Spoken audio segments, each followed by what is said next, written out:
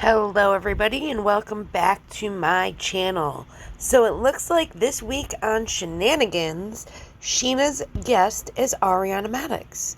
And they are going to go over what claims Raquel made on Bethenny Frankels Podcast and talk about it. So let's not waste any time. Let's get into this. And don't forget to like this video and subscribe to my channel. Here we go. All right, time to get into some BFF shenanigans today. But before we do, because we have a lot of ground to cover, I would like y'all to please head straight to the link in my guest bio. Pre-order her new book, Single AF Cocktails. And please welcome one of my besties, co-founder of West Hollywood's soon-to-be best sandwich shop and future mirror ball champion, Ariana Madix. Hi. Oh my gosh. I didn't know what you were, saying to the audience. And so when you started talking about me, I was like, oh my God, wow, that's so nice. Thank you. Yeah, no, seriously. Thanks. That book cover, holy shit. Oh my God, you've thanks. never looked better. I just stared at it for 5 minutes. Oh my gosh. It's all smoke and mirrors, hair and makeup, the glam squad. No, because you look like that right now. But just the way you had the long hair and the little way it sparkled and the words That's what's popped crazy up. is the sparkle on the dress just happened. With the lighting and the camera and then all of the, I literally am throwing the drink at a plexiglass in front of the camera to achieve that. Yeah. And it's just, obviously we did it about 1,000 times, Right. but still it's really crazy how that just looks like that. Yeah. No, I've never seen anyone look so good throwing a drink. Thank you. Thanks. Well, if you want to throw a drink at me anytime, let me know and I'll be like, I'll take a picture. Well, you know who I do throw one on? Tom Schwartz in my new music video. Oh, that's right. Yeah, that was a fun moment. I Oh my had God. it where I'm dumping a drink on him, and right when my drink finishes, my friend Madison throws one in his face. Oh my God. I can't wait to see it. That's but- very exciting. I want to see it too. Yeah. So before we get into some shenanigans, it's been an interesting week to say the least. How we doing? Mental health check-in? Pretty good. Last night I definitely had a hard time sleeping. Mm-hmm. I was just, well, first of all, I'm PMSing really hard. So Oof, yeah. the hormones, I'm in that place of am I angry or am I sad? And it's just, the hormones are working overtime right now. Yeah. And then thinking, I get into this thing of I'm so annoying. I'm the worst. You know what I'm saying? No, not So at all. that's where I'm at, but I did caffeinate, so I'm doing better. Plus, hanging out with you makes me feel better. Yay. Yeah. I love that. Well, you look amazing. Thank you. I did my hair. Yeah, I love it. It's very mermaid-esque. Thanks. So I just want to get it out of the way so we can move along to other topics and address the elephant in the room. Mm-hmm. Can you tell us when something about her will be open for business? I wish I had a definitive date for you. It will be soon. We have our security system going in this week. We had our POS system going in this week. So things are moving along. We've had some hiccups obviously along the way, which we've talked about a little bit, but with just having all these approvals with permits and stuff. And obviously we had to rip out the patio because West Hollywood would like to turn Robertson into a walking street. So there's a lot of city improvement projects going on Robertson, and that caused us to have to switch up the outdoor patios. So now we're working on a different outdoor seating plan. So there's been some holdups in terms of that, which has been frustrating, but we're really excited to move forward. It just, stuff just takes longer sometimes. And it does feel a little bit it's hard not to feel a little bit defeated in that. Yeah. Because it's so close. Right. And you see the light at the end of the tunnel. And you're just when can we get to the end of the tunnel? Yeah. They're open a sandwich shop. It'll be fun, they say. Yeah, it'll be easy. Yeah, it's only 750 square feet. It's chill. But I have to say, just from being there a couple weeks ago, everything looks so good.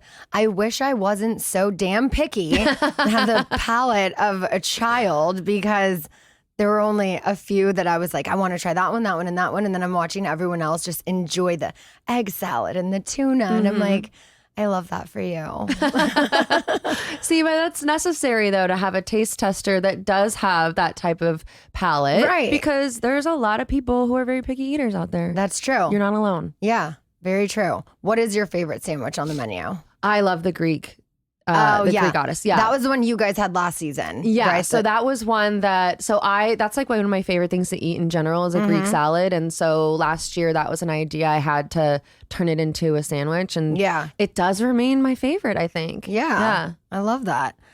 How has this restaurant been a source of like grounding and structure for you in the craziness of the rest of everything? It's been really awesome to just kind of have this project that is a brick and mortar. It is like an actual location to keep going back to and focus on, because it's not like it doesn't feel lofty or cerebral. It's very like cut and dry. Like, these are the tasks and these are our goals. And I feel like also, you know, in the event, which it will happen, that things kind of like die down and chill out a little bit and the rest of everything. Yeah. It'll be really nice to have this project that is something that is very like tangible. What would you say has been the rose and thorn of this process of opening up a business? I would say the rose is getting to share it with Katie. Yeah. You know, I feel like we've had such a great time doing it together, and our vision has like never, like, we've had the exact same like ideas and vision. We've agreed like this whole process, and it's been so fun getting to do all of that with her.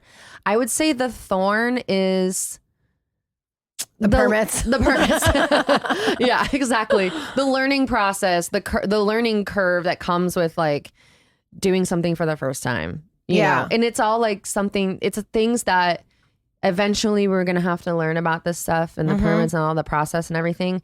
But the reason why it's a thorn is that it just unexpected stuff. No, totally. Yeah.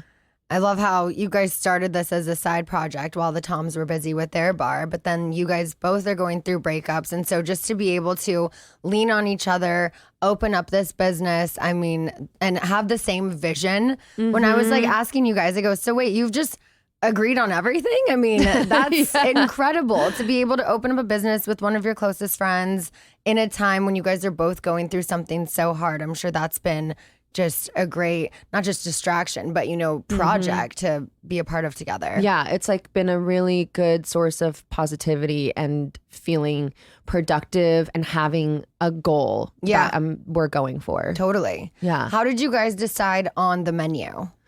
So we kind of had a few sandwiches, obviously, that we had come up with a year ago when we first got our location, and we wanted everyone to just have a little look-see.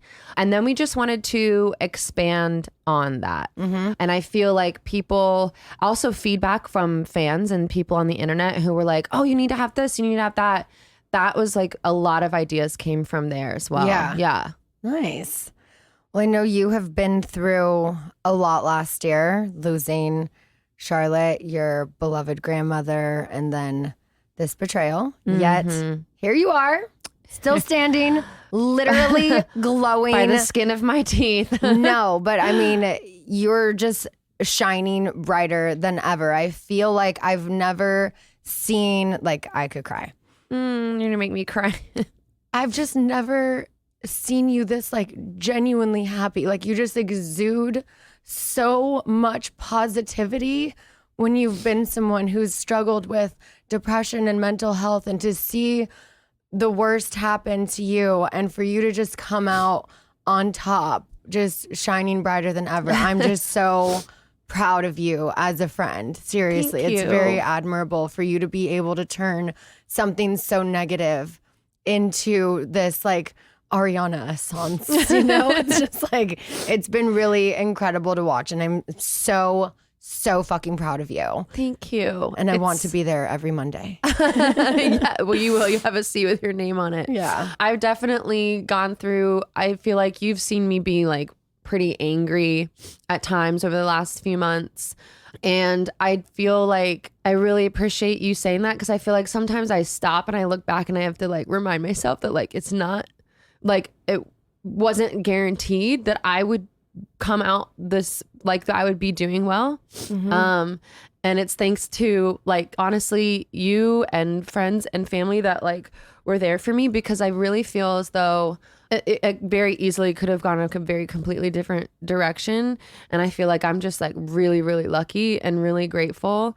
And there's still a lot of work to do to not be angry or to not be, I don't know, wanting to punch the sky sometimes. But but thank you. No, yeah, totally. Any advice you have for other women and men who might be going through a similar type of betrayal? I guess I might have better advice in a year. But I guess I would just say to not be afraid to lean on your friends and not be afraid to ask for help or accept the help that is offered to you.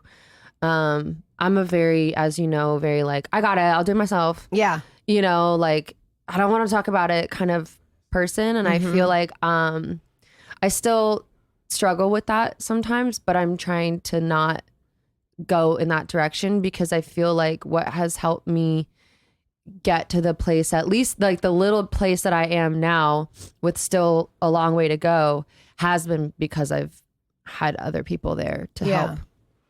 Well, you, I feel like I said, are just in the most positive place you can be in, considering everything you went through. This new book coming out, I am so excited for you. I want to know a little more about it. I know originally you wanted to do a book on your own, and we all know how that worked out. So how did this specific book come out, and how has the process of writing been like therapeutic for you? Well, obviously it was written very fast. Yeah, I know. So a lot of it was voice notes, like telling stories, and then going through having a recipe, and then the recipes all very like much coincide with the stories. Right. So, you know, some of them are like kind of gross because the name of the cocktail is something kind of gross. But it was really therapeutic, because I feel like it was an opportunity and a way for me to not just talk about, you know, the betrayal or like this thing, right? But to talk about other parts of my life over the last 9 years in my relationship, and also be able to say like there was good stuff at certain points. Like it's not, you know, it's not like it was just like 9 years of hell. Obviously, I was very invested in my relationship for a reason, but also to be able to kind of go through and look at and say like, okay, I have my own flaws as well. Like I'm moody as fuck and my anxiety is like real bad sometimes, but to try to just go through piece by piece and talk about all of these things, and also be able to essentially, I feel like at certain points, write a love letter to my friends and my family. Yeah. You know, and go through this whole thing. And a lot of these stories and things that are in the book were written earlier on. So I was definitely a little bit more raw at that time. Yeah. But yeah, I did feel like it was pretty cathartic. And then I really felt like doing the photo shoot was like the most fun. Yeah. There's one shot or one like series of photos where Kelly, the same photographer who did Fancy AF, she shot this book as well, because she's just the absolute best, and her team are incredible. And they found this TV on the side of the road, and they were like, well, this would be great for this shot. Oh my God. And then I had a golf club and all this stuff, and they were like, all right, we're gonna play some Rage Against the Machine, super loud, and you just go to town on that TV. And like I literally like stabbed myself with my own fingernail. Oh my God. Because I was going wailing so hard on this TV, and I was like, wow, this is why people go to those rage rooms. Like it is the most amazing, most like therapeutic feeling. Yeah, we got to do a little bit of that when we went up to Tahoe at Lisa's new place. We all took sledgehammers and just screamed things we were mad at into the wall, and then just beat the shit out of it. And it felt so good. Yeah, it feels amazing. It really did. So I want to give Dan another moment on Scheananigans because he's had some moments on Scheananigans without you. Oh my gosh, that's funny. On the way here, I was talking to him and he was like, "Are you going to talk about me?" I was like, "I don't know. Depends on what Scheana wants to talk about." Because we stan Dan. I just think he is such another light of positivity in your life. From the second I saw him on Instagram, but then met him in person, I was like, oh my God. Obsessed. Like, he just has the best energy. He does, yeah. I can't even picture this guy in a bad mood ever. Like, he's just that person where you feel like, are you always happy? Because he always just has the best energy, wants to make sure everyone else is having the best time. And I feel like it's so different from the past relationships you've been in, and not just your most recent ex, but the guy before that. And to see you now with someone who I just feel like you guys bring out the best in each other, and I love to see it. I love and I'm so happy for the two of you. Thank you. He's a very like grounding, calming, positive energy. Yeah. He's very like always trying to help with things like, okay, I needed to call Amex, and he's like, I'll call them. I'm like, okay, great. Then I'm like, no, don't do it. Don't do it. He's like, I'm going to call them. I know you want to do everything yourself, but I'm going to just go ahead and do it. And I feel like, you know, I just want to keep going towards things that are positive. And so I'm just going to keep doing what makes me happy. Yeah. And going in that direction, or at least trying to. And he is someone who does bring a whole lot of happiness and really just like calming and positive energy to my life. So I'm going to keep him around. Yeah. No, he really does. I feel like having you with someone for the first time that I've personally ever seen who supports you, who's happy to help you and empower you, and also take a back seat and just fucking let you shine. Literally, it has been so nice to see him just be like, no. He's like, I don't want to bother her. You know, she's working. She's this. I'm like, I think she might want you to bother her. You know, it's okay. But yeah, how is it doing a long distance relationship? Have you guys talked about what the next steps are going to be? Would you ever move back to New York? Would he ever move to LA, or just keep this going for a bit and see how it is? I guess it's hard to predict, like, you know, even just like work wise, what's going to come up in the next year or so. I would love it if he moved out here. Yeah. But he's born and raised in New York, so I can understand how that would be like a huge adjustment, and his family is there. And it's like, I wouldn't want to take him away from his family. Right. But moving back to New York for me sounds, oh God, it's so much harder. Yeah. Like just the day to day. Like when I'm in LA, I can throw whatever shit I need for the day in my car and just bop around in my car, and it's easy peasy. Right. Yeah, there's traffic, but I can sit, and I'm sitting comfortable, and I got my music going, and I'm chilling with the AC. But like when I lived in New York, I remember I would have this like giant bag of all the like changes of clothes that I needed that day, some like makeup for like later on in the day. And it just was like, just so much more of a chore every day to like go out and get the things done that I need to get done. Yeah. So I'm like, you know, it's just LA's just easier, and it's so beautiful like all the time. I know. So I'm like, it's kind of hard to beat. And you know, I was not the biggest fan when I first moved. I know. And so this is like, I'm converted. Yeah. Yeah. It is the best. You know, we got the sunshine. You can snowboard and surf in the same day. Yeah. I've always said that about being in Southern California. There's just so many different extremes and like you can good experience. snowboarding. Like I just learned how to ski the last time I went. So I'm a skier now. I know. I love that. Now you've inspired me. Like I'm like, maybe I should ski. I was shocked at how much easier it was for me, because I was really trying to force being a snowboarder for so long, and I was just like, why do I feel like I want to cry every time I do this?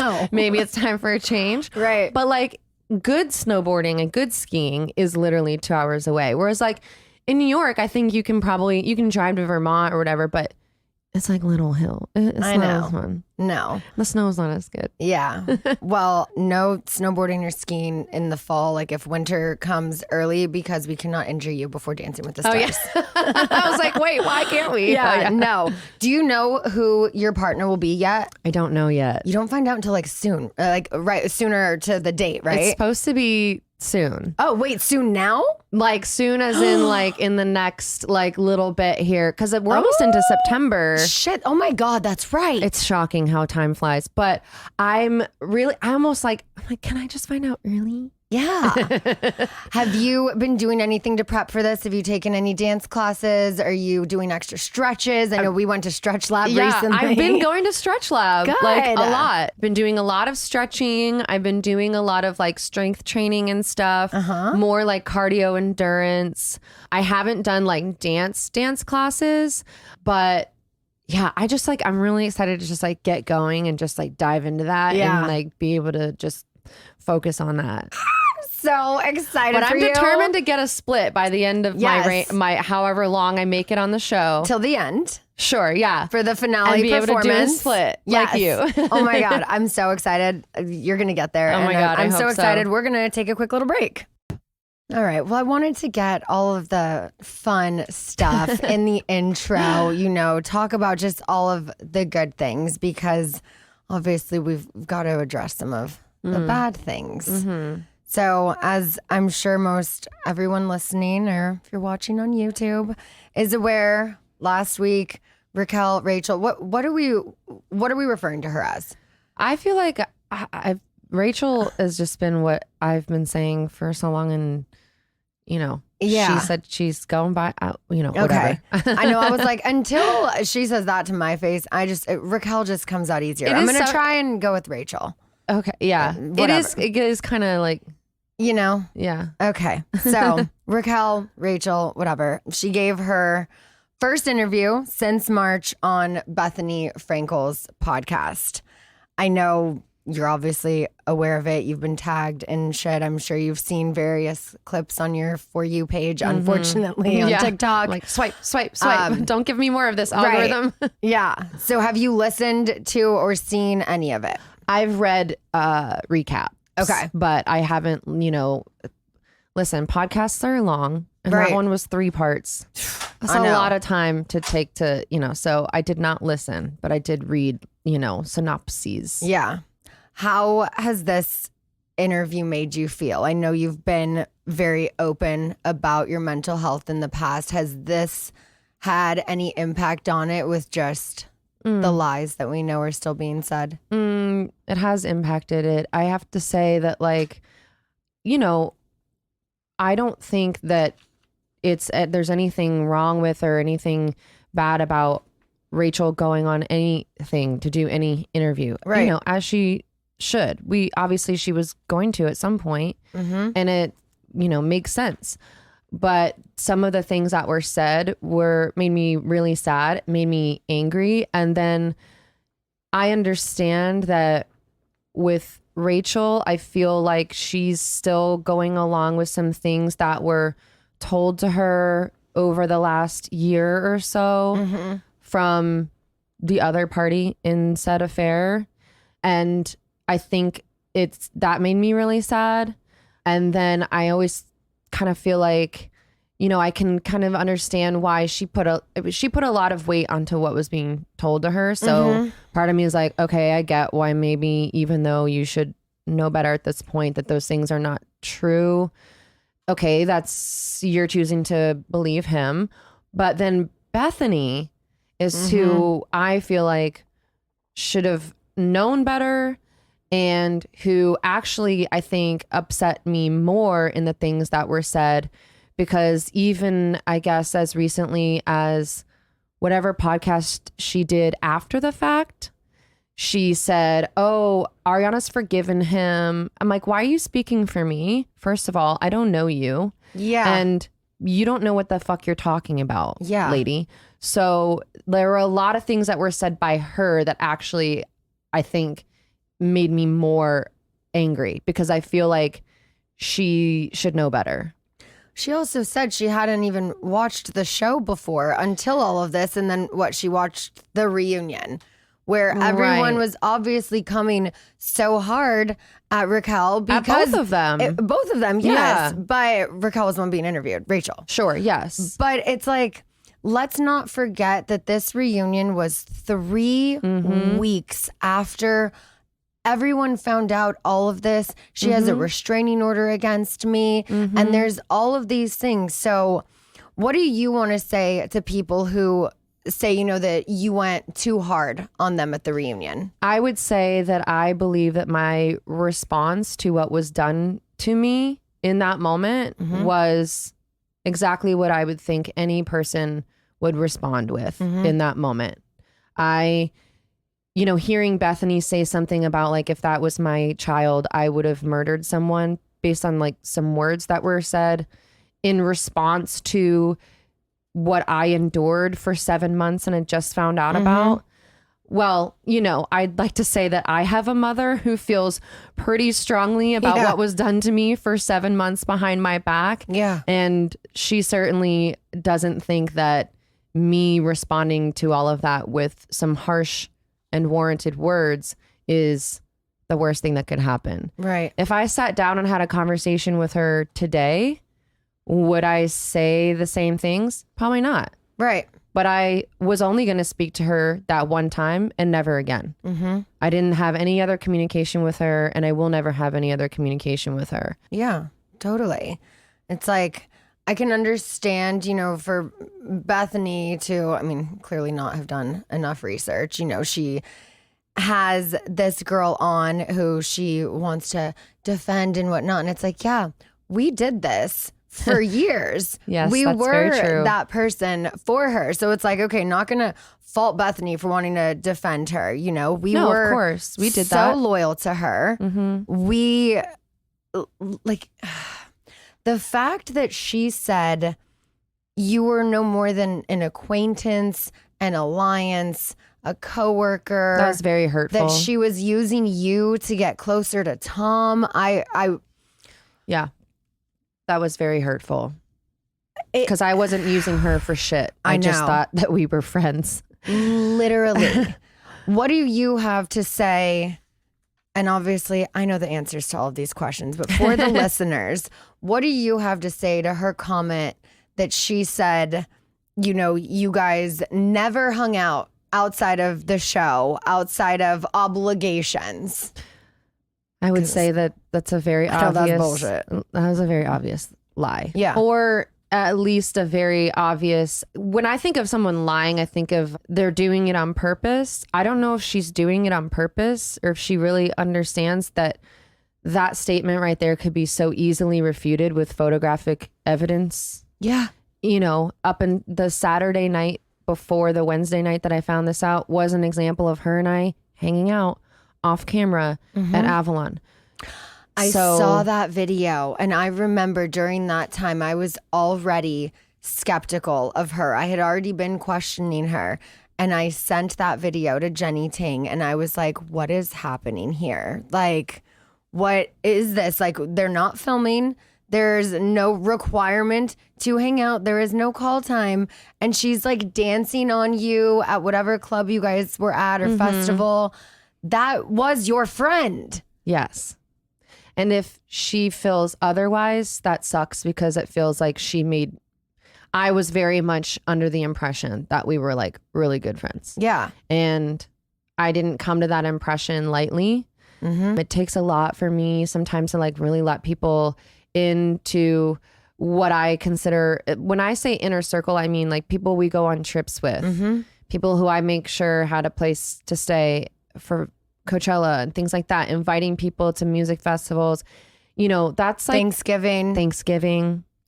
And if all of that was fake to her, that just really sucks for me because it wasn't fake to me. There was even a time where Brock's family came in from Australia and I needed the apartment, which she couldn't even have toilet paper stocked for. That's a whole other side topic. But I'm like, oh my gosh. But she stayed with you guys because she's like, I don't have any other friends I can stay with. I'm just going to call Ariana and see if I can stay with her. you were her next person. If it wasn't you, it was me. If it wasn't me, it was you.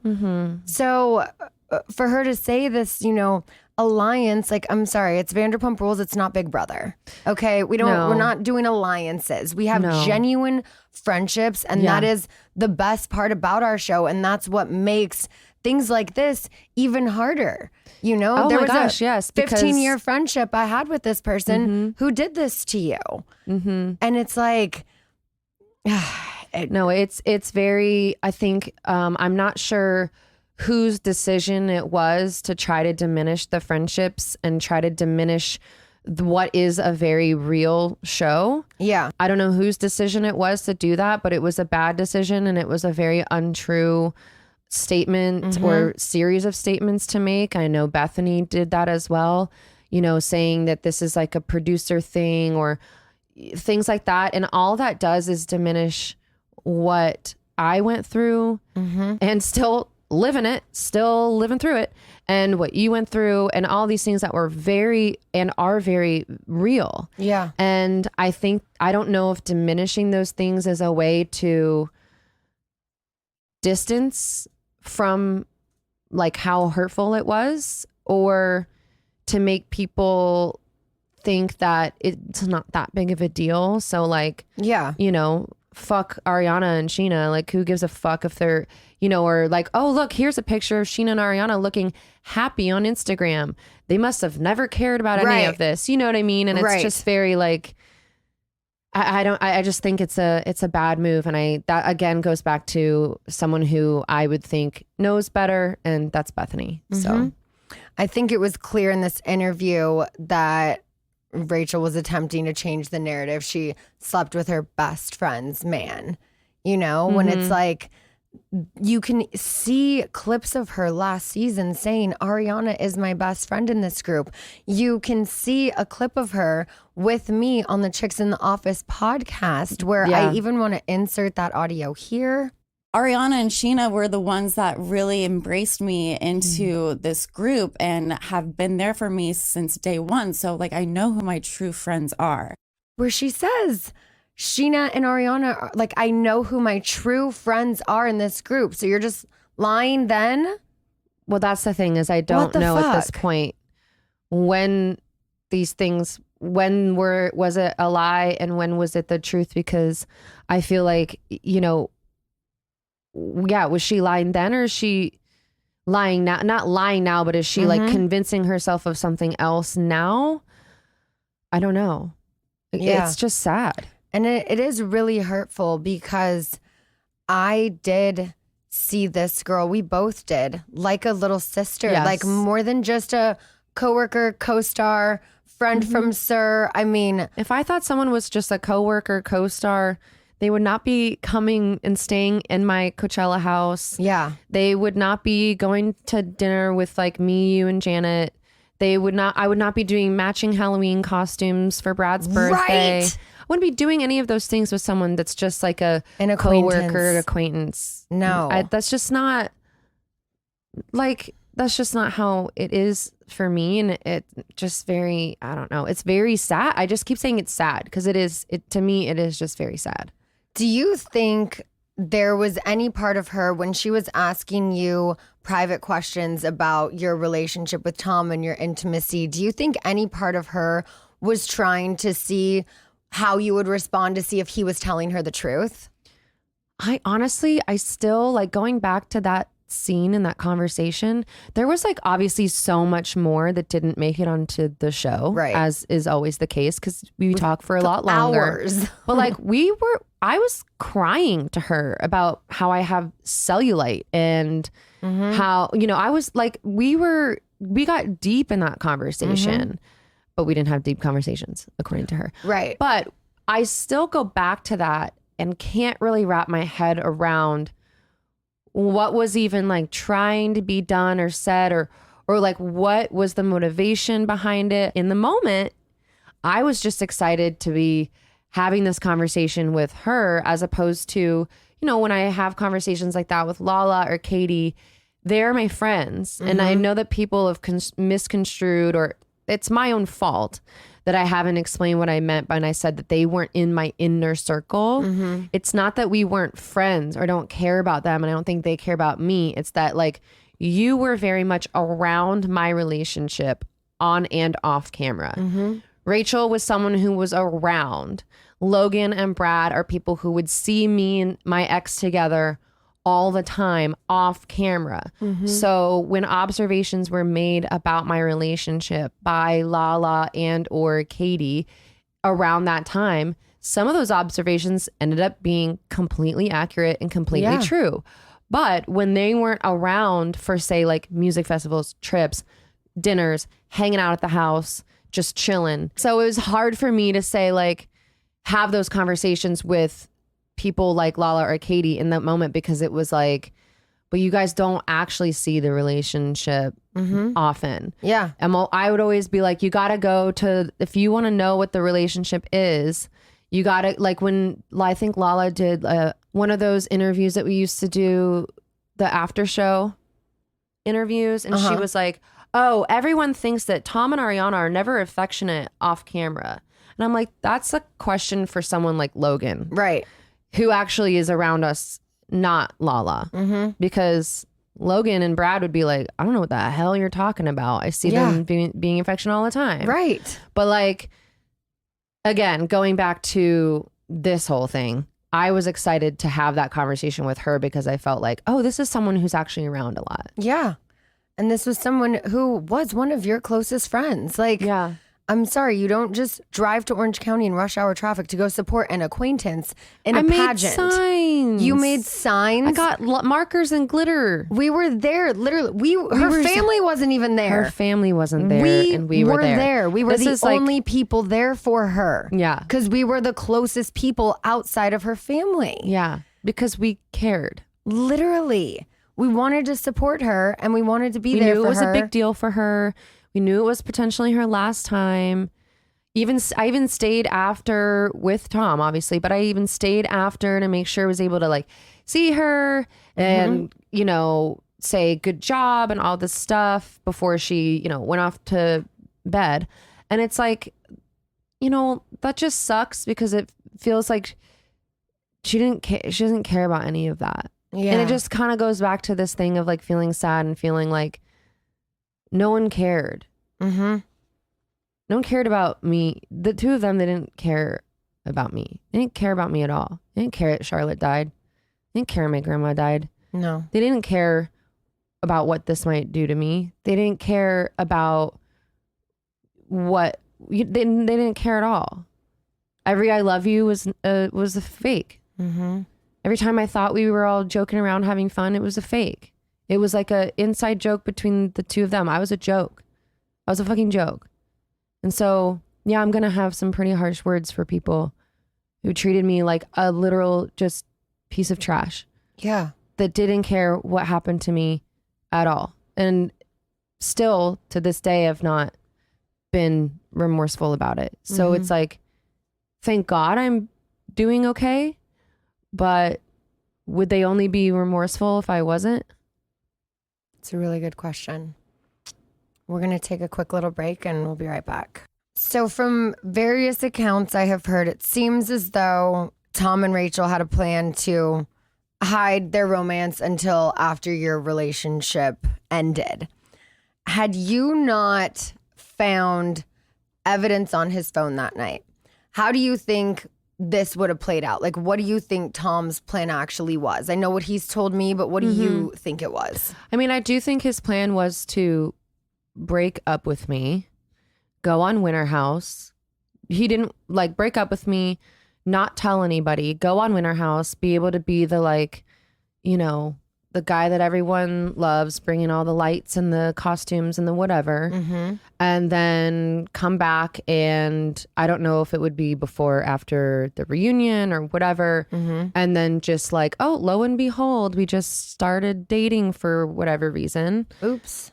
Right. And, you know, I understand that the other part of that plan was the seed planting throughout season 10 of all these, you know, listen, our relationship had issues. Every relationship has issues. Every relationship has issues. Our relationship had issues. We were in couples therapy, which obviously was also a lie, a facade. But I thought we were in couples therapy to make our relationship better. And shocker, it was getting better based on his own testimony. But he was already, well out the door because he's having an affair and doesn't understand how dopamine works and things like that. Affair brain, as they call it. And I think that part of the seed planting was all of this stuff that I'm just the worst. And I know that season 11 is going to be a lot of that. He is going to be spending, obviously we don't film together. I don't film with him. I think there's like some confusion because there's been some all cast things that have happened where I've been in the same vicinity as him. But to make it very clear, he and I do not film together. I have not forgiven him. We are not cool. That has not changed at all. But I know that he will spend probably every single episode trashing me in our relationship because in the same vein as this podcast that happened with Bethenny, it serves him in some way to do that. And it's really upsetting because if anybody's able to trash anyone in the situation, it should be me.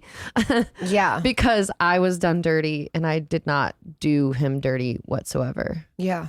No, you never did anything wrong. Just because the relationship wasn't perfect and it had issues. Just that's because I'm an normal. insufferable twat doesn't mean that I deserve what happened. You know what I'm saying? But what I mean, it's yeah, you can say that I am annoying. You can say that I'm moody. You can say a lot of things about me. I know that I can be a freaking bitch, right? But so can every single other person on this planet. And I was very much invested in my relationship, very much invested in building a future with this person. And, I was, like I said in the finale, ready and willing to do all of the steps necessary to make the relationship what it had the potential to be. Yeah. And yeah, so that's what I think the plan was.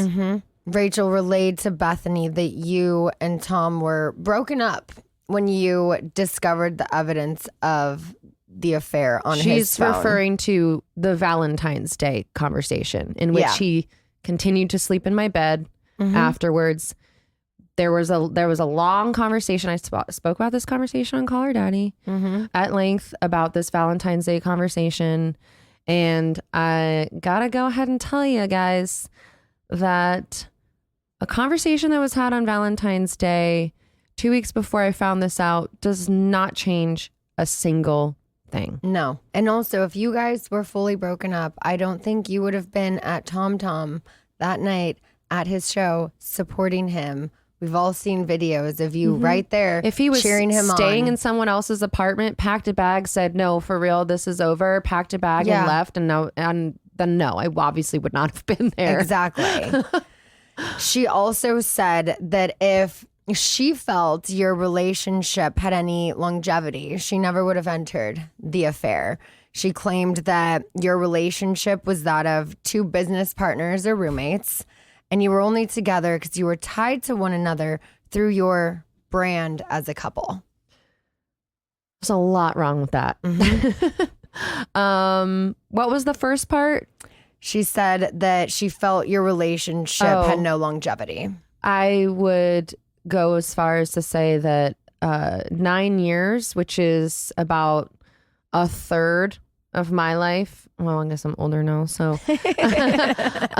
whatever. Almost a quarter of my life. That's what we in the real world call longevity.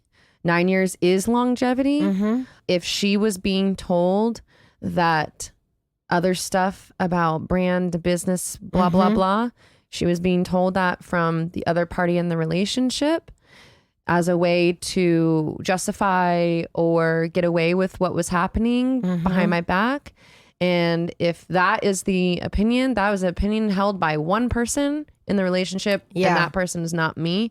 Never once ever looked at my relationship as a business or a brand. That's fucking weird. Yeah. I don't kiss my business partners. I don't cuddle with them in bed. No. I don't plan trips. They're not my wedding date. They're not I don't do shit like that with business partners. No, I could understand Tom that being a brand and a business. Well, and also like they because had the only brand and business thing that we did together was your book, the book, and Alka-Seltzer. Mm-hmm. I'm trying to think if there were other. Yeah. So yeah, I don't know. I want to add on to that too. I think everyone knows that's silly. No, I don't think totally. there's totally. There's certainly not like a large percentage of people who heard that and went, "Oh yeah, that sounds totally legit." Right? No, and I want to add on to that too. I didn't appreciate Bethenny. She had comments where she was asking like, what's the big deal? You know, in regards to you and Tom weren't married. You didn't have kids. It's like, first of all, you'd been together for almost a decade. You shared pets together, a mortgage. I mean, he was your common law spouse. You didn't have to have it on In many paper, states, right. you know, like it was almost a decade. So, well, I also find that hurtful in regards to other women who are in relationships that don't have children because maybe they can't have children or they don't want to have children or they don't want to get married. None of those women or none of those people's relationships are less meaningful because of that. yeah. And again, it goes back to, you know, she should know better Yeah, than to say that about anybody. totally.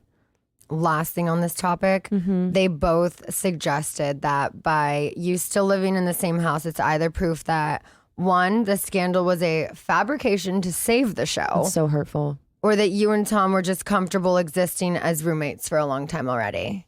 You know what? There's something to be said for that just towards the end of while he was having the affair.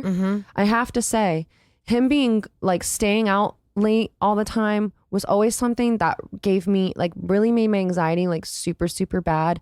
Never knowing when he was going to come in the door, never knowing how late he's going to stay out. He'd say he's going to be out till 12 and then it's 2 or 3 and he's still out. And I'm like, I couldn't sleep. You know what? In that regard, I have to say I sleep a lot easier at night, not giving a fuck about when he's coming in that door. That's one thing I have to say about, yes, we're in the same house, but I don't have to think about he's coming in my bedroom because he's not. I sleep with my door locked. Yeah, Just in case. just in case. But that is so incredibly hurtful because them saying that there's a fabrication to save the show. First of all, our show was not getting canceled. No. I don't know where this came from, but that was not like a thing. That was like, we weren't on the chopping block from last season to this. And so that right there, out the window. Yeah. But that being said, I'm the one who made production aware when I found out. Right. Like the next day, actually, I said something to them. I would not do that because I wanted to save the show. That I'm like, I love the show. Don't get me wrong. I love the show. I love our crew. I love our production company, all of that. But that is certainly not my motivation in life is like, let me save the show by like my whole life falling apart, blowing up, having to start over. I mean, you obviously saw me in the next few days after that. That is not anywhere near the truth. No. And again, they both know better. Yeah. On that tip, they both know better, not just Bethenny. Yeah. And to suggest that, oh, I'm living in listen, I pay a mortgage, right? It's expensive. I think a lot of people on the internet seem to think that I'm like rolling in money right now. I have a lot of places that money has to go before I get to just freaking be like Scrooge McDuck. Okay.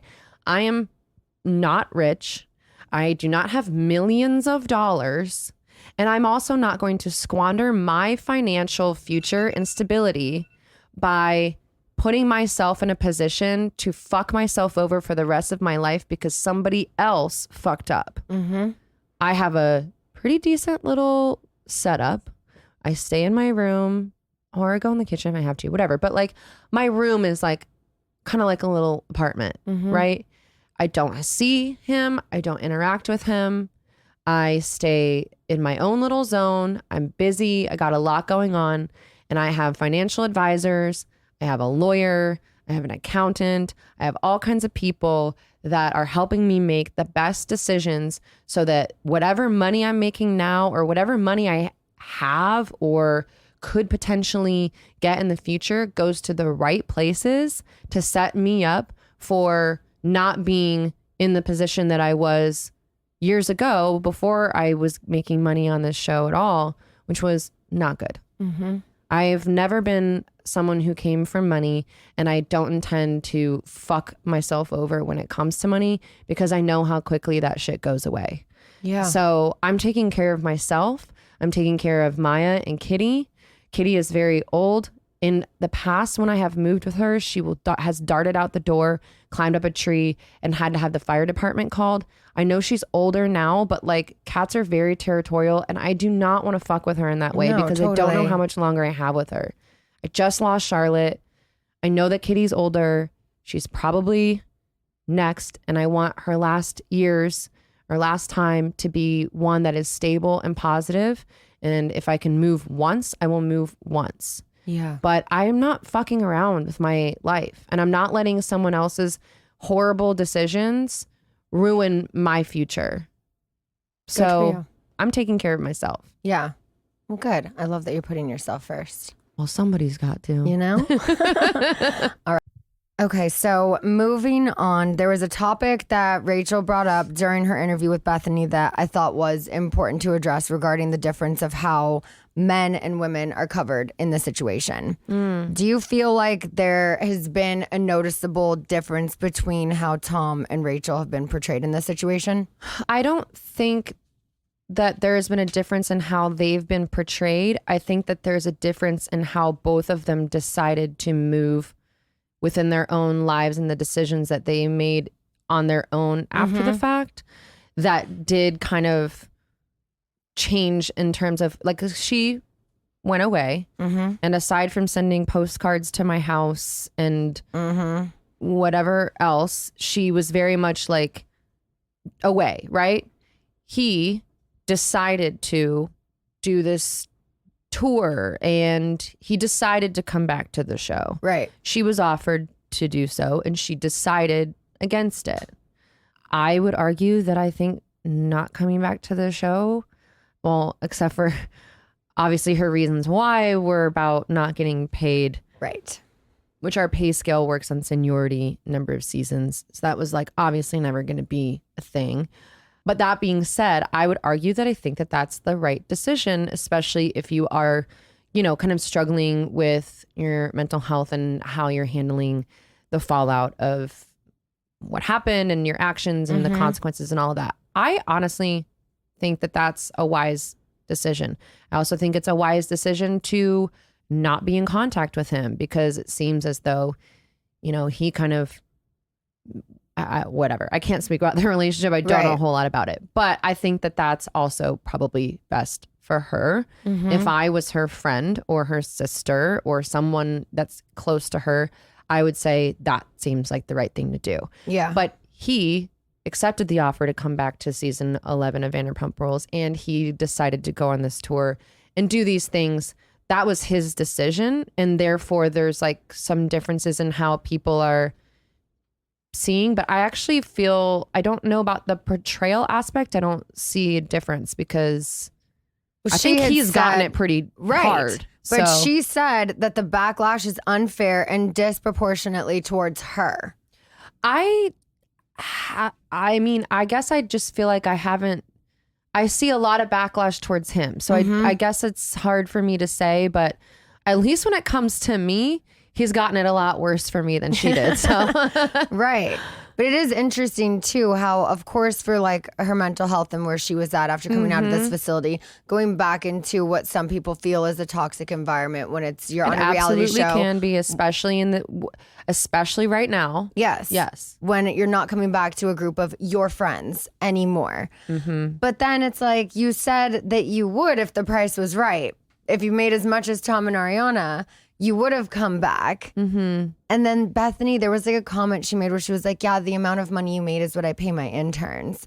And then did you see Lisa on TMZ? I did. Which I also can back up. I know for a fact because Rachel thanked me for getting her with the attorney she was with last season because he was able to negotiate her $19,000 an episode. Wow. Times 19 episodes. $361,000. Wow. Any intern who's making that, like, dang, I want to be an intern. Do you feel that the audience and media is usually harder on the woman, though, than the man in these situations? I definitely feel like that is something that there is truth to that, because I've definitely, listen, there's people right now who are coming after me, coming at me. Oh, by the way, I've had people texting. Oh, I told you this before. Texting me from fake Google numbers with like threats and things like that. So there's not just one person who's getting threats, and maybe I should call the FBI, but like literally, like, she's not the only one in this, you know what I mean? And it's very fucked up the way that some people go really overboard and contact. But I definitely feel like there is truth to that, because even when it comes to my house and getting that figured out, there are people coming at me left and fucking right about my financial decisions. And like what Bethenny did, what she said. And then her doing that ignites all kinds of people on the internet who think that this is like all some sort of hoax, like literally fucking diminish everything I've been through as some sort of hoax, some sort of ratings grab, some sort of whatever. Yeah. And none of those people are harassing my ex to get the fuck out of the house that he wrecked. Right. You know what I'm saying? Yeah. So I feel like even in that regard, I get it and he doesn't. So I definitely feel like there's a lot of that just in general. Since the dawn of time, there's definitely been that thing of like, the women get it harder than men do. Absolutely. I mean, I'm still season 11 of Home Wrecking Horror. You know, the show, the way it started, it's like, I've never seen really anything negative about Eddie in the press, yet I'm still getting that. And it's just, I feel like it's one of those things. No, that's very, very true. Yeah. Do you think there's anything Rachel could have done differently in how she's handled the fallout? Like, she could have been honest, you know, from day one, though. She could have come to me and said, hey, your boyfriend's hitting on me. Like, literally last summer, she could have come to me and said, you're a really good friend to me, and I need to tell you something that's making me uncomfortable, the way that he's acting towards me. That would have been fantastic. Yeah. I also feel like at any given point during that affair, there could have been a conversation, or there could have been she could have been like, hey, Scheana, can you help me tell her what's going on? I still wouldn't be friends with her or him, but at least it, you know what I'm saying? Like, wouldn't have been so traumatic in the way that it happened. And then I think now, if she, you know, went to this place and came out, and if everything had just happened the way it just happened, right? And she went on this exact same podcast and then just didn't talk about me at all. That would have been better. Yeah. Because it's kind of like weird how I would be brought into this thing as if I've done anything to either of them. So, yeah. You said about how it happened, and regarding the video you found on Tom's phone, it seems as though Rachel's more upset at the thought that you might have shared this video with others, and that, you know, she's mad at Tom obviously for recording it in the first place, which also though contradicts her narrative against women receiving disproportionate blame than men. But why do you think? It seems like she's still kind of protecting Tom. Yes, it does. But also, to be very clear, I have not shown or sent that video. I don't have it. I did not hold on to it for any reason. It wasn't sent to the iCloud. So that video was gone before I ever even called her on the phone. Yeah. And just so everyone knows, I saw about maybe 5 seconds of that. I wasn't sitting there like opening popcorn for movie night. So I know that she said that it's like that people know about what's in it. It's very simple. Yeah, I mean, I'm not going to get into the details, but there's not a lot of details. It's very straightforward. So it's like, I would love to see her name the people, you know, who have supposedly seen this. Well, that's the thing is it's just like it's really fucked up to try to even the other thing is that my lawyer made all of that very clear. The second that she sent cease and desists to the entire cast as a precaution, definitely think that's a great idea. Think that's the right thing to do. Totally understand why that would be sent out. Great precaution to take. You should take that precaution. My lawyer responded to said precaution with very thorough, very clear information that proved and showed. It was like, absolutely not. Here you go. Here's proof. All this stuff. Yeah. And I think regardless of anything, we can all agree if she was recorded without her consent, like that is a big issue. That is a big issue, and that is something that she should address with him directly. And leave you alone. I kind of want to go back to how she was saying, you know, that she felt maybe like part of this scandal was fabricated, you know, to save the show. I know there was something she said, Alex Baskin, our EP of VPR, had relayed in an interview where he said that the show was going to be canceled if it wasn't for the scandal. And it's like, no, I think what he said was after season 9 and a pandemic season, we were so lucky the show didn't get canceled and we got another chance. Season 10 without any of this was a stellar fucking season, you know? Yeah. So it's like... and everyone was happy. Yeah. From the top down. Yeah. Do you feel like there has been any part of this scandal that has been fabricated aside from, you know, the fact that they were not telling the truth and concealing that in that way? No. Yeah. I wish. That would be so nice because then I could just be like, la-di-da, ha ha ha. You know, I'm not actually feeling any of these things. It's just all, you know, whatever. That would be nice, huh? Yeah. Be nice if, you know, right? TRO was just a fabrication. Wouldn't that be nice? Literally. And I want to talk about that too, like kind of to wrap things up, because she did make some comments about the restraining order. You guys can go back and listen to my podcast with Nima, my lawyer, and Lala. We have talked about this so much. But I just want to say, like, if Rachel was just honest and said, you know, hey, my crisis PR, you know, suggested this strategy, you know, filing the restraining order to take the heat off me at the moment, or, you know, it was wrong, it was selfish, you didn't deserve that. I mean, if she could have just been honest about how all of this unfolded instead of trying to like follow her PR talking points. I mean, we know better than anyone. She's very rehearsed and she has her keywords that she needs to hit in her statements. And if she doesn't, like Lala says, she kind of short circuits where it's like, oh shit, that didn't go as planned. Like I need to use the word vitriol and I need to use salacious or whatever, you know, how she does those things.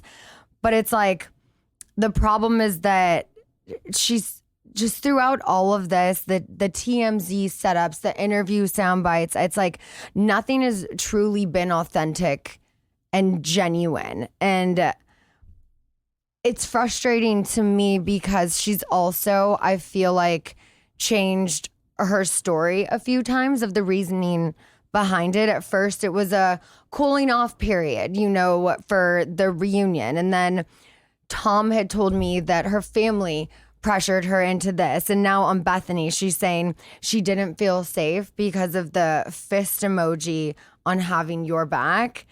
And like, first of all, anyone who types in punch on your phone in a text, the punch emoji is like a boxing glove or it's a different fist that has like a wrist. If you type in fist bump, got your back. Got your back. It's a fist bump. Yeah. So I feel like she's just changed her narrative so many times, you know? But at the end of the day, we know this idea was first suggested to her by her crisis PR as a way to save her image, to be the victim. And it's just not true.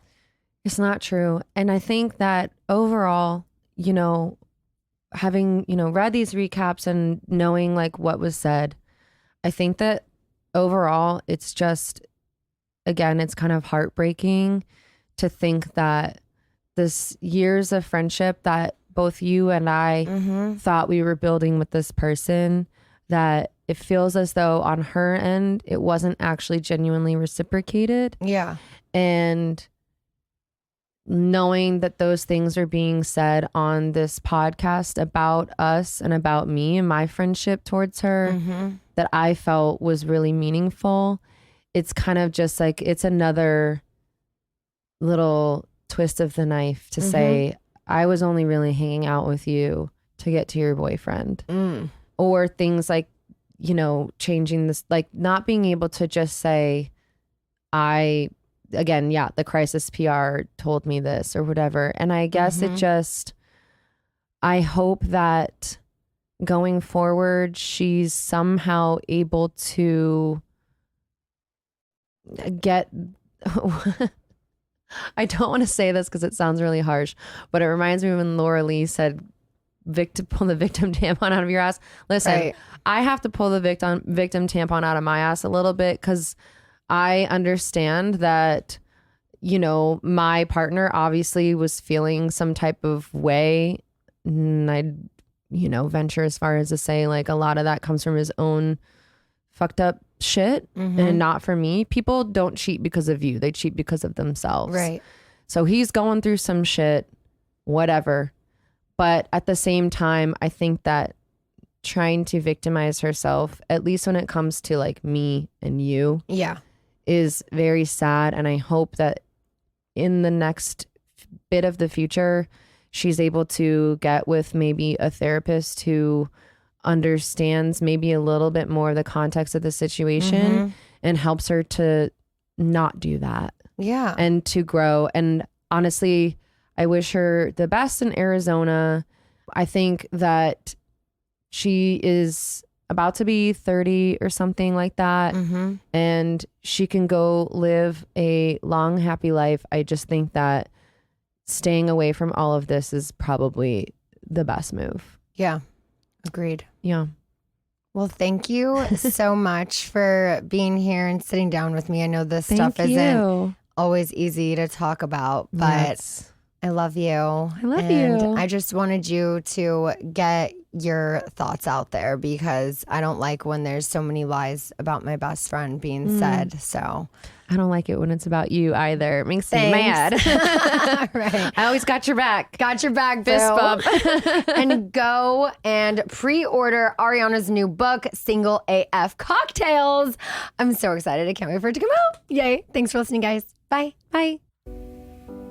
Wow, what a great podcast. I fully enjoyed this episode, and I'm happy that both of them got to say their piece on the matter of what was being said in Bethenny Frankels podcast by Rachel and clear up the air some for people, because I know some people might have forgot some of the details, or they think because Rachel said it, it's to be true. So I'm happy that they had their chance to say their piece. Now, I am going to point just a couple things before we go that I wanted just to recap on with my commentary. I wanted to first say I'm happy to hear that Something About Her is in full steam. They're moving forward. I can't wait for them to open.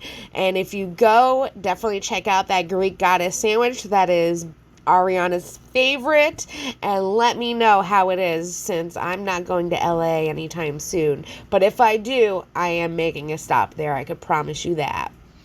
I also think it was an amazing compliment from Scheana, telling Ariana how much she has come from such a hard place to the place that she's at now. And that's an accomplishment, and it's a goal.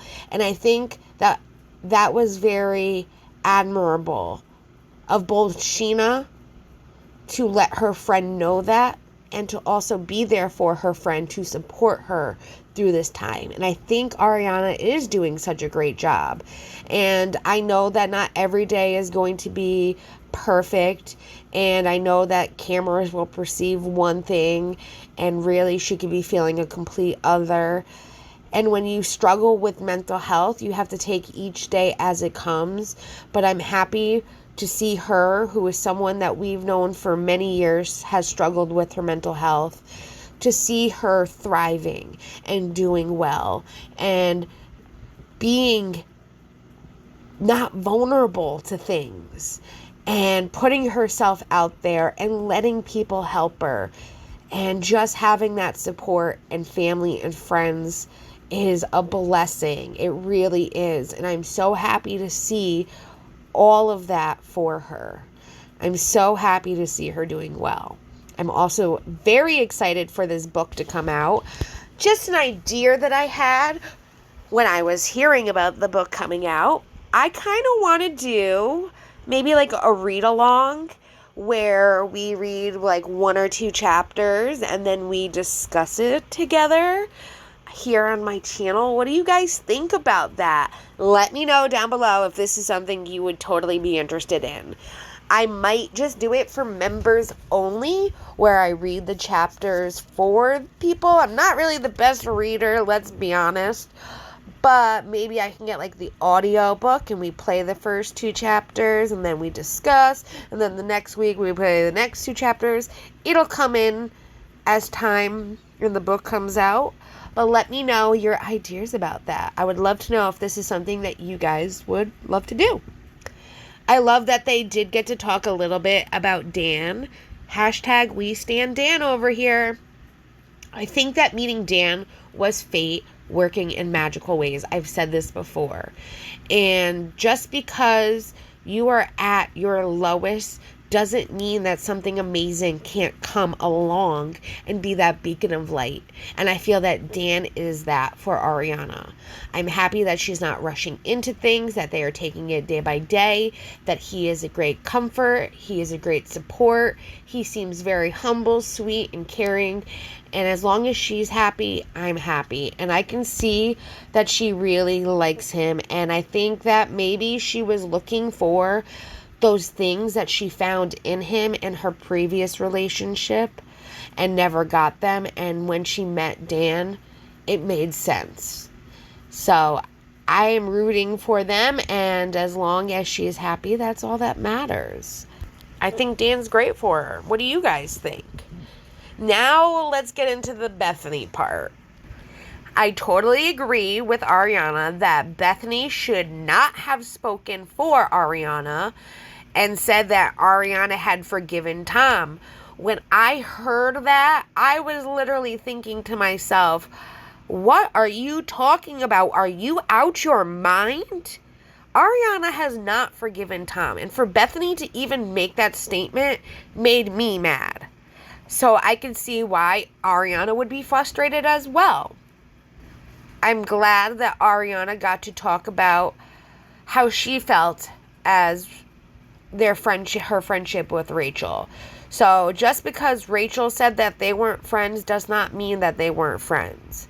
I even said social media doesn't lie, and you can sit there and say that you weren't friends, but you're sitting there posting videos and pictures of you hanging out with her, and that right there proves that you guys were some sort of friend. I had known that Saturday before that the whole hangout, they hung out, they had that video. I had seen that. So I knew what she was talking about when she was saying, like, the Saturday before I found out, we were hanging out at the club together and we were dancing, and I understood that completely. It did hurt me for Ariana to know that she was hurt by Rachel saying those things, that she was only Ariana's friend to get to Tom. And like Ariana said, if she believes that they weren't friends, that's her, because Ariana believed that they were friends. She treated her like a friend. She stuck up for her like a friend. She helped her at her lowest. And for Rachel to just act like it was nothing was very hurtful. And I don't get why people can't see that either. I think a really great question that Scheana brought up was, would they only be remorseful if Ariana wasn't okay? And that's a great point. It's amazing that she's come out of this alive and doing so well. And so many people forget that. And just because we see her doing things and keeping herself busy doesn't mean that she's over it all, which she has every right not to be over it all. I'm glad that Ariana did clear up the whole house thing and her living with him still, because even I was sitting there in the comments trying to defend her, knowing the situation and knowing the position she was probably in. I do understand the whole Mia Kitty thing too, because I have a beautiful kitty that's 13 years old, and she got scared the first time that we moved, and thankfully the second time that we moved, it wasn't so bad for her, but she also was coming back to a place that she was familiar with from when she was a kitten, so that did help. But you don't want to affect a cat in that way where it potentially could shorten the time she has left with Mia.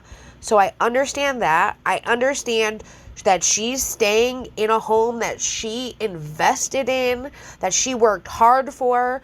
I'm glad that she's taking the advice of lawyers and has a financial advisor and an accountant that is keeping her best interests in mind with everything.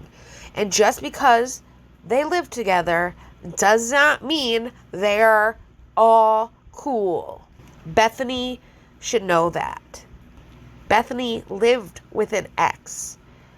She was the one that said it was brutal having to live with him when they were separated. It's the same thing happening here. I'm also glad that they got to clear up the whole Alex Basking said that the show was going to be canceled thing, because that's not what he said. And I do know that because I have the podcast here in my channel. But Alex said they were lucky they even had a season 10 because of the whole season 9, then the pandemic and all of that. And it was a blessing for them to be able to come back for season 10. Not knowing these things were going to happen and, yes, blow up like they did. But there was never a moment that the show was on the last season and they were going to be canceled and then this affair saved it all. That was never said. And I'm glad that they did get to clear that up. It was a great interview. What do you guys think about it? Let me know down below. And make sure to subscribe to my channel and like this video and hit that notification bell so you can get notified every time I go live or post a video. I love hearing what you guys have to say. I love getting to interact with you guys in the comments. We can agree to disagree and still have a great time. And I hope you guys see that and understand. And I hope that we can be nice to each other if we disagree with each other. I do see sometimes people getting a little aggressive, and I don't want that in my comment section. But I hope you all have a wonderful day, and I will talk to you all soon. Bye, everyone.